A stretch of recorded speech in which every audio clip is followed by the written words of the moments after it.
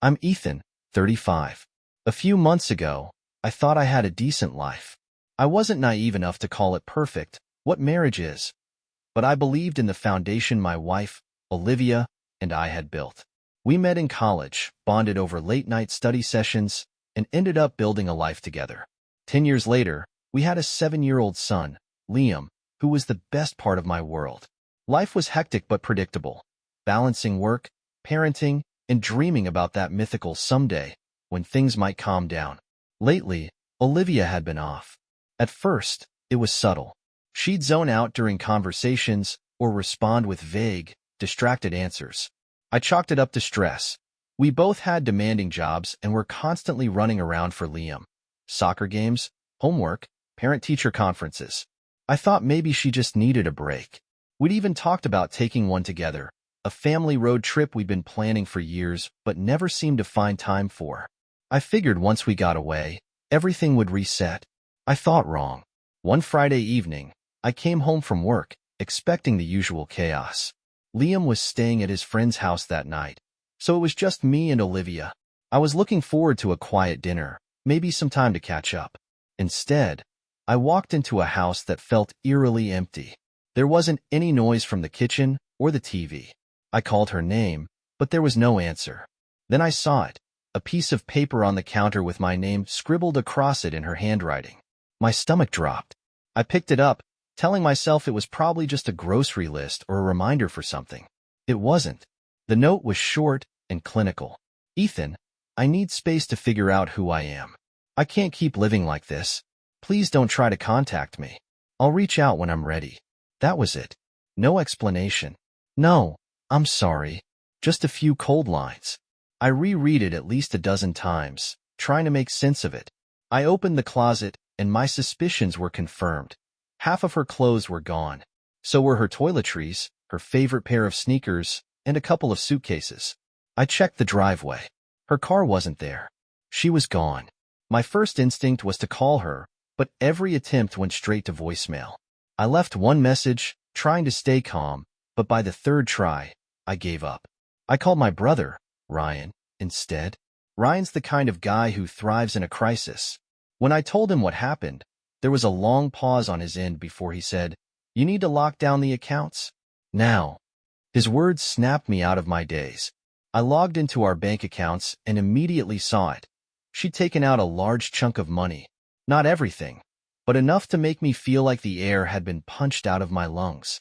I spent the rest of the night pacing the house, checking for more signs of her departure, and replaying every interaction from the last few months. I kept asking myself what I'd missed. How did I not see this coming? The worst part was knowing I had to face Liam the next day. When I picked him up, he was his usual bubbly self, talking about everything he and his friend had done. But then he asked, "Where's Mommy?" I told him she'd gone on a trip. I tried to sound casual, but my voice cracked. He looked at me, confused, but didn't press. That only made it worse. That evening, after I'd tucked Liam into bed, I sat on the couch, staring at my phone. I thought about calling Olivia's best friend, Rachel, but I wasn't sure I could handle hearing her say she didn't know anything either. I felt a mix of anger, sadness, and humiliation. The woman I'd built a life with had just walked away without a word to me, or our son. I didn't know what hurt more, the betrayal or the sheer indifference of it all.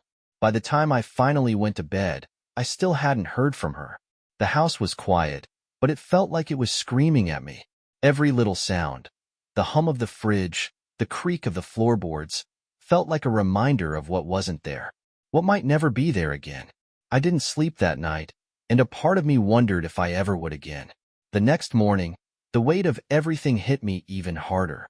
For a brief moment after waking up, I forgot what had happened. But then I saw her note sitting on the kitchen counter, and reality came crashing back. Olivia was gone, and I had no idea when, or if, she was coming back. Liam came into the kitchen, still in his pajamas, and asked if we could make pancakes. I forced a smile and agreed, trying to act normal, but every step, cracking eggs, flipping pancakes, felt mechanical. He didn't seem to notice anything was wrong, but I could feel his little eyes on me, watching, sensing. After breakfast, I decided I couldn't just sit around waiting. I needed answers. I called Rachel. She picked up after a couple of rings, her voice cheerful until I told her what was going on. Wait, what? She said, clearly stunned. She just left? Yeah, I said, trying to keep my voice steady. She didn't say anything to you? Nothing, Rachel said. She mentioned feeling overwhelmed a few weeks ago, but I thought she just needed a spa day or something. I had no idea it was this bad. Her reaction sounded genuine, but it didn't make me feel any better. If even Rachel didn't know, it meant Olivia had planned this entirely on her own. No confidence, no goodbye to anyone but herself. It wasn't just reckless, it was cruel. Rachel promised to call if she heard anything, but I could tell she was just as in the dark as I was. The rest of the day was a blur of trying to keep Liam entertained while my mind raced. I took him to the park, played soccer with him, and read him his favorite book before bed, but none of it felt real. Every moment, I kept checking my phone, hoping for a text, an explanation, anything, but it never came. That night, after Liam was asleep, I sat in the living room, scrolling through Olivia's social media. I wasn't even sure what I was looking for, but I needed something to help me understand. And then I found it. A photo she'd posted on Instagram just a few hours earlier. She was at the beach, sunglasses on, holding a drink with a tiny umbrella in it. The caption read, "Finding myself, one step at a time." The comments were filled with her friends cheering her on. "You deserve this. So proud of you. Living your best life." I stared at the screen, my stomach churning. She was out there, finding herself, while I was at home, trying to explain to our son why his mom wasn't around. It wasn't just selfish, it was heartless. I took a screenshot and sent it to Ryan, who called me almost immediately. "What the hell is this?" he said, his voice sharp. "I guess this is what figuring things out looks like," I replied, trying to sound calm but failing miserably. Ryan sighed. "Ethan, you can't let her do this to you." To Liam, "You need to start protecting yourself. She's clearly thinking only about herself right now, and you can't let her drag you down with her." He was right, of course, but it was easier said than done. Olivia wasn't just my wife. She was the person I thought I'd spend my life with. Letting go of that image, that future we'd planned, felt impossible. But Ryan's words stuck with me. I couldn't afford to let her chaos ruin what was left of our lives. The next morning, I called a lawyer. It wasn't a decision I took lightly, but I needed to know my rights. What would happen if she didn't come back? What could I do to protect Liam? The lawyer, a sharp but compassionate woman named Allison, listened carefully as I explained the situation. "This sounds like abandonment," she said plainly. "If she doesn't return or make a serious effort to be a part of your son's life, you have grounds to file for custody. But for now, document everything. Every interaction, every missed visit, every expense. It's all going to matter if this goes to court." Her words were practical, but they felt like a gut punch. The idea of taking legal action against Olivia was something I never thought I'd have to consider. But this wasn't about me anymore. It was about Liam. After the call, I felt a strange mix of relief and dread. I had a plan, but it didn't make the situation any easier. That evening, Liam asked if he could draw something for his mom. I handed him some paper and crayons, my throat tightening as he carefully wrote, "I miss you, Mommy." When he handed it to me, smiling proudly, I told him I'd make sure she saw it. But deep down, I wasn't sure if I'd ever have the chance to give it to her. The days after that call with the lawyer felt like I was balancing on a tightrope. I was trying to keep things normal for Liam, while every part of my life felt like it was unraveling. I started documenting everything, like Allison had suggested. I kept a notebook where I wrote down every missed call, every unanswered text, and every time Liam asked about his mom. It felt cold and calculated, but I knew it was necessary. If Olivia wasn't going to take responsibility, I had to be the one to protect him. For a while, there was silence from her end. No calls, no texts, no updates. I found myself checking her social media more often than I wanted to admit, hoping for some clue about what she was doing or where she was. But the posts were infrequent and vague. Pictures of sunsets, random inspirational quotes, and the occasional selfie with captions like, "taking it one day at a time." There were no signs of remorse, no acknowledgement of the family she'd left behind. It made my stomach turn every time. Then, out of nowhere, Olivia texted me. It wasn't an apology or an explanation, just a brief message. Can I see Liam this weekend? I stared at my phone for a long time, debating whether to respond. Part of me wanted to ignore her, to make her feel the same silence she'd given us. But Liam deserved to see her, even if I had my doubts about her motives. After a deep breath, I replied, fine. Saturday at the park. Noon. Saturday came, and I brought Liam to the park, trying to keep my emotions in check. When Olivia showed up, I barely recognized her. She looked thinner, and there were dark circles under her eyes. She smiled when she saw Liam, but it didn't reach her eyes. Liam ran to her, throwing his arms around her waist. She knelt down and hugged him tightly, and for a moment, I saw a flicker of the woman I used to know. But as the visit went on, I couldn't shake the feeling that something was off. Olivia was trying too hard, laughing too loudly at Liam's jokes, over-explaining every little thing she'd done since she left. When I finally pulled her aside to talk, her mask slipped. What's going on, Olivia? I asked, keeping my voice steady. Why are you really here? She hesitated, her eyes darting away. I just wanted to see Liam, she said, but her tone wasn't convincing. That's not the whole story, I said firmly. What's going on? She sighed, glancing at Liam, who was happily playing on the swings. Things haven't been going the way I thought they would, she admitted. I thought I'd feel free, you know? Like I was finally figuring out who I was. But instead, it's been hard. Hard. The word made me want to laugh. She had no idea what hard looked like. Hard was explaining to a 7-year-old why his mom wasn't home. Hard was keeping a straight face when he asked if she'd still be there for his next soccer game. Hard was holding everything together while she ran off to find herself. But instead of saying any of that, I just asked, so what now? You're here to what? Pretend this didn't happen? She looked down, fiddling with her hands. I don't know, she said quietly. I just know I miss him. Missing him isn't enough, Olivia, I said. He needs stability. He needs to know you're not going to just disappear again. Can you give him that? She didn't answer. Instead, she looked back at Liam, her expression a mix of guilt and sadness. I wanted to feel sorry for her, but all I felt was anger. She'd made her choices, and now she had to live with them. After an hour, the visit was over. Liam hugged her goodbye, asking when he'd see her again. She promised it would be soon, but I couldn't help wondering if she really meant it. That night, after Liam was in bed, I sat alone in the living room, trying to process everything. I kept thinking about the look on Olivia's face when I asked if she could give Liam stability. She didn't say yes. She didn't even try. And that told me everything I needed to know. I realized then that I couldn't rely on her. She might come around someday, but I couldn't wait for her to figure things out. Liam and I deserved better than to live in limbo, waiting for her to decide what kind of person she wanted to be. The next morning, I called Allison and told her I was ready to file for custody.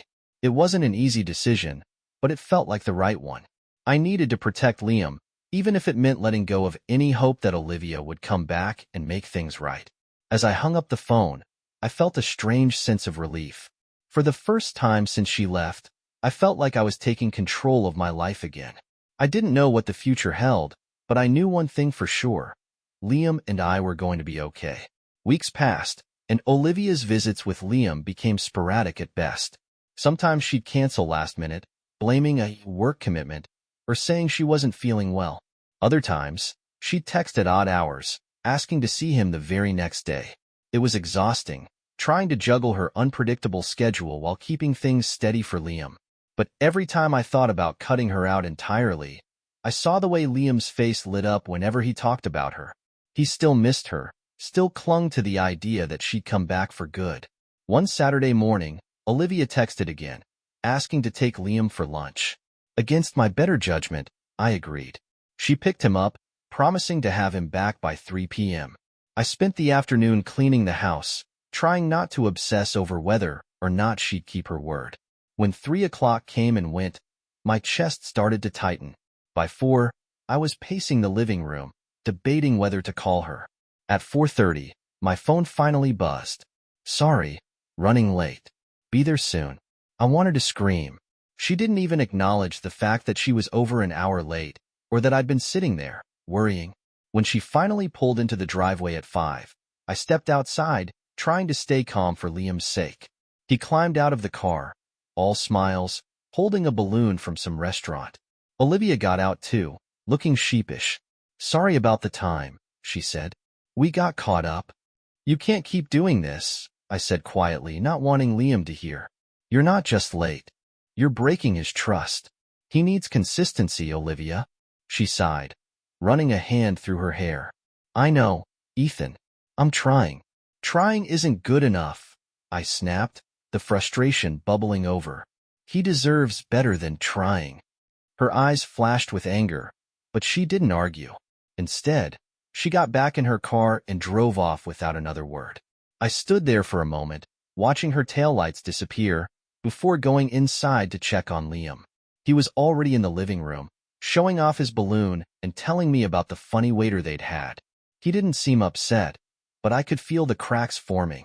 That night, as I tucked him into bed, he looked up at me and asked, "Do you think Mommy's okay?" The question caught me off guard. "Why do you ask that, buddy?" I said. He shrugged. "She seems sad sometimes." I didn't know how to respond. He was too young to understand the full picture, and I didn't want to burden him with my own feelings. "I think she's figuring some things out," I said carefully. "But you don't need to worry about that. That's not your job." He nodded, but his little brow stayed furrowed. I sat with him until he fell asleep, my mind racing.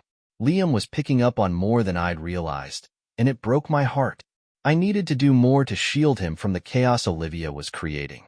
The next day, I emailed Allison and told her about the incident. She reminded me to document everything and emphasized that these patterns would be important if we went to court. "Judges look for consistency," she said. "If she can't show up reliably, it will work in your favor." I didn't want to think about court, but I knew she was right. Olivia's behavior wasn't just frustrating, it was harmful. Liam needed stability, and I couldn't keep letting her undermine that. A week later, Olivia called out of the blue. Her voice was tense, almost frantic. "Ethan, I need to talk to you," she said. "What about?" I asked, already bracing myself. "It's not something I can say over the phone," she replied. "Can we meet?" Against my better judgment, I agreed. We met at a coffee shop that evening, and when she walked in, I barely recognized her. She looked worn down, her usual polished appearance replaced with something more disheveled. She sat across from me, fidgeting with her cup before finally speaking. "I'm in trouble," she admitted, her voice barely above a whisper. "Financially, I made some bad decisions." I stared at her, waiting for her to elaborate. She hesitated before continuing. "I trusted the wrong people. One of them, he said it was an investment opportunity, but it wasn't. I lost a lot of money." Her words hit me like a punch to the gut. "Are you serious?" I said, struggling to keep my voice down. "You left us, took money out of our account, and now you're broke because of some scam?" "I didn't know it was a scam," she snapped, her eyes flashing with desperation. "I thought it was legitimate, and now I don't know what to do." I leaned back in my chair, feeling a mix of anger and disbelief. "What do you want from me, Olivia?" I asked. She hesitated, then said, "I need help, just until I can get back on my feet." Her words hung in the air like a bad smell. I couldn't believe what I was hearing. After everything she'd done, walking out on us, disrupting Liam's life, leaving me to pick up the pieces, she had the audacity to ask for help? "No," I said firmly. "I'm not doing this. I've spent months cleaning up your mess, Olivia. I'm not going to let you drag us down again." Her face crumpled, and for a moment, I almost felt sorry for her. But then I thought about Liam, about the promises she'd broken, and my resolve hardened. "You need to figure this out on your own," I said, standing up. "Liam and I deserve better than this." I left without looking back, my chest tight but my mind clear. For the first time, I felt like I was taking a real step forward, away from the wreckage Olivia had left behind. After that meeting with Olivia, I knew I had finally turned a corner. For months, I'd been caught in this limbo, part of me hoping she'd come back and fix what she'd broken, and another part knowing she never really would. But seeing her so desperate, so disconnected from the person I once loved. It was like a light switch flipped. I couldn't let her chaos pull me down anymore. Liam deserved more, and so did I. The next few weeks were calmer than I expected. Olivia's texts slowed down, and when she did reach out, they were short and to the point, mostly about coordinating visits with Liam. I agreed to them when I could, but I kept everything strictly on my terms. She wasn't going to dictate our lives anymore. Liam, for his part, seemed to be adjusting well. He'd stopped asking when his mom was coming back for good and focused more on the little moments. Soccer practice, playing board games after dinner, drawing pictures for school. It wasn't perfect, but it was steady, and that was enough for me. One evening, while Liam was playing with his Legos, I got a call from my lawyer, Allison. She had been preparing the custody case, just in case Olivia decided to push back, but her tone on the phone was calm. "Ethan, I've been in touch with Olivia's lawyer," she said. "It sounds like she's not planning to contest anything. They've even suggested a written agreement to avoid going to court." That surprised me. Part of me expected Olivia to make this messy, to fight tooth and nail out of pride or guilt. But maybe she was finally realizing the damage she'd done. Or maybe she just didn't have the energy to fight. Either way, it felt like a small victory. "I'll review whatever they send over," I told Allison. "But I want to make sure Liam's stability is the priority. No more last-minute visits or broken promises." "Of course," she replied. "We'll make sure it's all legally binding. No loopholes." The call ended, and for the first time in a long time, I felt a sense of control. This was progress, real progress, and it wasn't just for me. It was for Liam, too. A few days later, Olivia texted me again. This time, it wasn't about Liam. "I know I've made a mess of things," her message began. "I just want you to know I'm sorry. Truly." I stared at the text for a while, unsure how to feel. For months, I had wanted her to say those words. I had replayed imaginary conversations in my head, picturing her apologizing, explaining herself, begging for forgiveness. And now that it was here, I didn't feel relief. I didn't feel much of anything. It was too late. An apology wouldn't undo the nights Liam spent wondering why she wasn't home. It wouldn't erase the financial mess she'd left or the emotional toll it had taken on both of us. After a few minutes, I typed back, "I appreciate the apology, but it doesn't change where we are now." Her response came quickly. "I understand." And that was it. No excuses, no arguments. Just 2 words. It felt strange, almost anticlimactic, but maybe that was a good thing. There was nothing left to say. Thanksgiving came around, and for the first time, I decided to host it myself. My parents and Ryan came over, bringing enough food to feed an army, and Liam was thrilled to have everyone at the house. We spent the day eating, laughing, and watching football, and for the first time in months, I felt normal. Not just surviving, but living. At one point, while Liam was playing with Ryan's kids, my mom pulled me aside. "You seem lighter," she said, smiling. "I feel lighter," I admitted. "It's not easy, but I think we're finally finding our footing." She nodded, squeezing my hand. "You're doing a great job, Ethan. Liam's lucky to have you." Her words stayed with me long after everyone had left and the house had gone quiet. For so long, I had been so focused on what we'd lost, Olivia, the life I thought we'd have, that I hadn't stopped to appreciate what we still had. Liam and I were okay. More than okay. We were building something new, something solid, and that was worth holding on to. A week later, Olivia showed up for one of her scheduled visits. This time, she seemed different, calmer. She spent the afternoon with Liam, playing games and helping him with a school project. When it was time for her to leave, she didn't linger or make any dramatic gestures. She hugged Liam tightly and said, "I'll see you soon." After she left, Liam turned to me and said, "I think Mommy's trying to be better." I nodded, smiling at him. "Maybe she is, buddy. But no matter what, you and I are going to be okay." And for the first time, I truly believed it. The weeks following Thanksgiving felt different, calmer, like we were finally settling into a rhythm that didn't revolve around waiting for Olivia to make her next move. Liam seemed happier, more confident. His laughter was louder, more frequent, and I started seeing glimpses of the carefree kid he used to be. Watching him thrive reminded me that I was doing the right thing, even if it hadn't been the easiest path. Olivia stayed consistent with her scheduled visits. She was polite, even reserved, and didn't overstep the boundaries we'd put in place. I wasn't sure if it was guilt, maturity, or just exhaustion, but she wasn't the same person who had walked out of our lives months ago. She never brought up the past, and neither did I. Whatever her reasons, she seemed to have finally accepted that this new version of our family was permanent. One day, while Liam was at school, Olivia texted me, "Can we talk sometime?" Not about Liam, just about everything.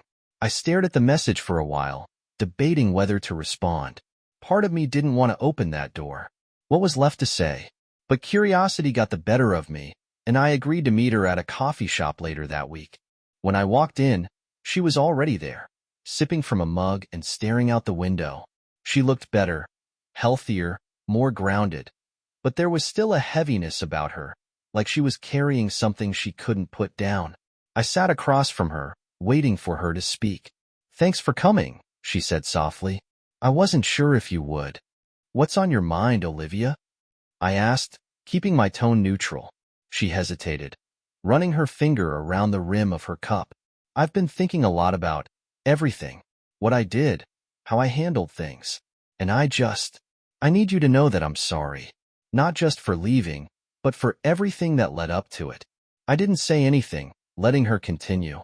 "I was selfish," she admitted, her voice trembling. "I thought I was missing out on something, that I'd trapped myself in a life I wasn't ready for. But the truth is, I wasn't running from you or Liam. I was running from myself. And in the process, I hurt the two people who mattered most to me." Her words hung in the air, heavy with regret. I felt a pang of sadness, not for her, but for the life we'd lost, for the years we'd spent building something she had thrown away.